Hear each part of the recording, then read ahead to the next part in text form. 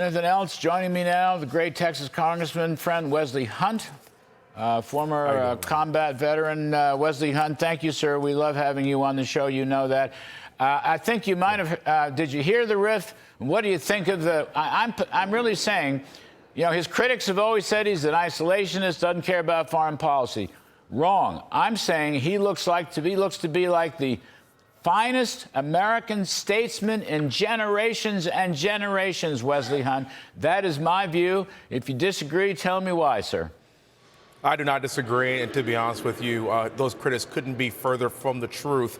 President Trump said 2 years ago in the CNN town hall, when he was asked, what side is he on? Is he on the side of Ukraine or the side of the Russians? He said, and I quote, "I'm on the side of people not dying." He's on the side of peace, and the deals that he is brokering right now is preventing people from dying. That's what having a strong southern border in this country is all about. That's what brokering this deal between the Ukraine and Russia is all about. It's about people not dying. It's about a humanitarian effort that I think he is trying to usher in a new generation of humanitarian effort that to likes that nobody has ever seen, but he's doing it through peace, through strength, instead of just lighting money on fire and sending it to people to fight. I think he is spot on in what he is doing, and I think he is very, very smart and wise in ensuring that, again, peace has got to be the ultimate state, but you only get there when you have a strong America. No other leader, Wesley Hunt, has been doing this, and in my opinion, no other leader could do it. No other leader could do what he's doing. You look at, I'm looking at this Truth Social posting that we quoted, and people will go and look at it for themselves. It's a very lengthy post. We didn't hit all of it. But the fact is, he is directly setting up a peace process.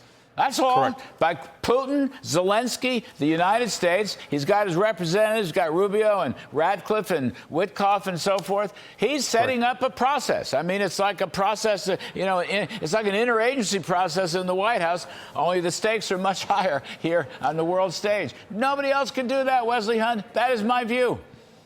Correct. And we should have seen this coming because this is a president that started no new wars during his first presidency, and he's basically enacting those same policies yet again. This is a man that's responsible for the Abraham Accords. This is a man that moved the embassy to Jerusalem in Israel, which basically sent a shot across the bow to not mess with our ally. This is a man that bankrupted Iran so they couldn't afford to have a nuclear weapon instead of funding terror. He did all that during his first presidency. So now that he has a second look at it, he has perfected this craft, and he is simply acting on his own personal instincts to, again, keep people from dying, keeping America strong, and keeping our allies safe. He was directly engaged with Israel for the Hamas ceasefire and hostage release, all right? And he remains directly engaged. And also, he's thrown out this out-of-the-box idea, how to deal with Gaza maybe once and for all, I don't know. But this is stuff that nobody else comes up with. I mean, look, Joe Biden, I don't know, bless his little heart or soul, wherever he may be. Joe Biden never did any of this stuff. Joe Biden never talked to Putin during the war. Joe Biden didn't threaten anybody in either the Russia, Ukraine, or in the Middle East or anything. Joe Biden watched silently while China infiltrated our Western Hemisphere, which is violation of the Monroe Doctrine, you know, that's been around for, I don't know, 225 years, almost as long as I've been around. I mean, the Monroe Doctrine is sacred, okay? No one defended this until Trump came. And you know, Wesley, you go looking down the years. I mean, I was there in the first term and then the whole period of the campaign. People always said he's an isolationist because he believes in America first. He doesn't care about NATO. He doesn't care about Europe. He doesn't care about foreign policy. It's completely and utterly wrong. Look what he's doing. Correct.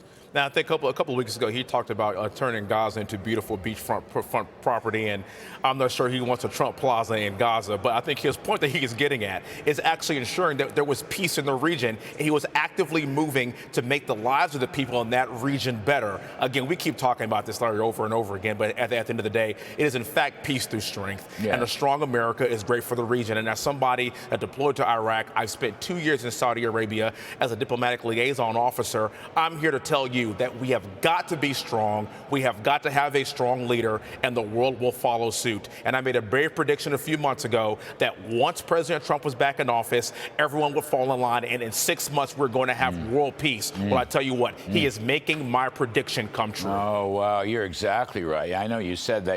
I love talking foreign policy with you because you have this sort of curbside, on-the-ground knowledge and experience about the whole thing. Yes, sir. Leslie, last one before we let you go. You're so wonderful on this stuff.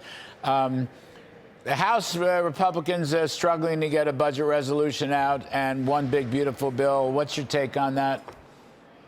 Again, one was proposed today, and I think we're going to take another look at it, and I think it's going to go to the Senate next, and the Senate is going to come up with their side of it. But the bottom line is this. President Trump was given a mandate. He was given a mandate to fix our border, unleash American energy, and to keep our citizens safe. It is up to us in the House of Congress to take care of the spending and the budget side of this stuff. But look, I want to raise the debt ceiling. There needs to be some cuts. We still have some work to do, Larry. All right, I hear you. I hear you.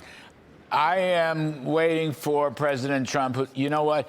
He will get directly involved when the time is right. When the time is right, he will get directly involved. You and I both know that. Congressman Wesley Hunt, you are a statesman yourself, and you're a great friend, and thank you for coming back on the show. Appreciate it. Larry, always a pleasure. God bless you. Thank you, Larry. Yes, sir. Yes, sir.